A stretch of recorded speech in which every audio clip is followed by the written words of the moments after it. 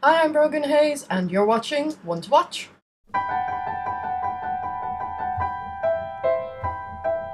Okay, so I know I'm really late with this week's video, and I know I didn't do one last week. I'm really sorry about that for all my dedicated YouTube fans.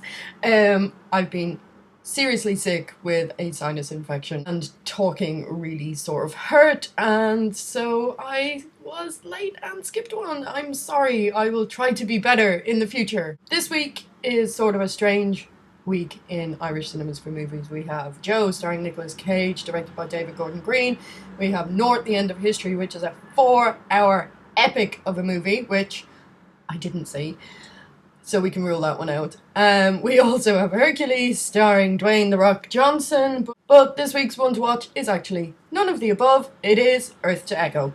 First of all, don't let the posters for Earth to Echo fool you. This is not some sort of cheap WALL-E knockoff. It's the story of three young friends who decide to spend one last night together, hanging out, riding their bikes, getting into trouble before their neighborhood is bulldozed to make way for a freeway. But just as they're about to set out on their last adventure together, the three boys start receiving these weird messages on their phones. The screens start going a bit screwy and they realize that it's a map, and they decide to cycle out into the desert to get some answers.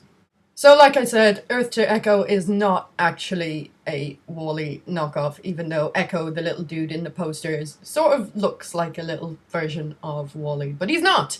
The film is actually more a combination of things like E.T., Flight of the Navigator, Super 8, Cloverfield, in that it's a found footage sort of film, but it creates this sort of family-friendly adventure, a story of friendship, a story of adventure, and takes all of these ideas from these great 80s sort of kids sci-fi classics and brings it into the modern day by using things like GoPro cameras and iPhones and phone footage and putting the whole film together like it's a YouTube video.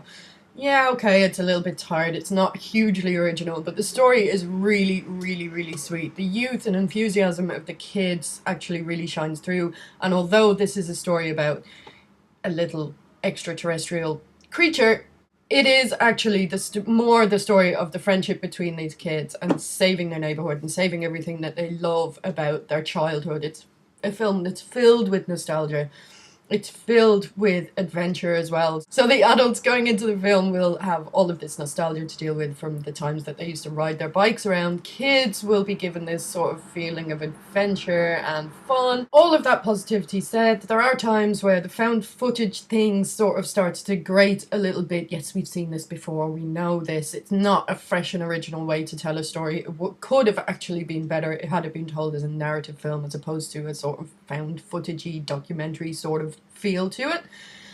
As well as this, there are times when you don't know whose footage you're watching. If you're watching the kids' footage, that's fine, but if you're watching footage that has been recorded by Echo, the little alien creature, then how did the kids get it? And that's when things start to fall apart and you start to pick holes in it.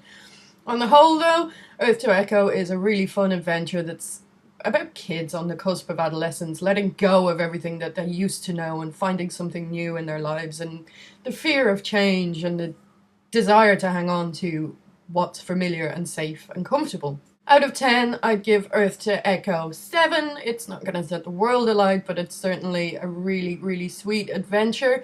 The young cast is great, the alien's cute, and the danger is just about real enough. It's sort of the E.T. level of danger, where it's just about real enough to be scary, but you never really fear for the kids.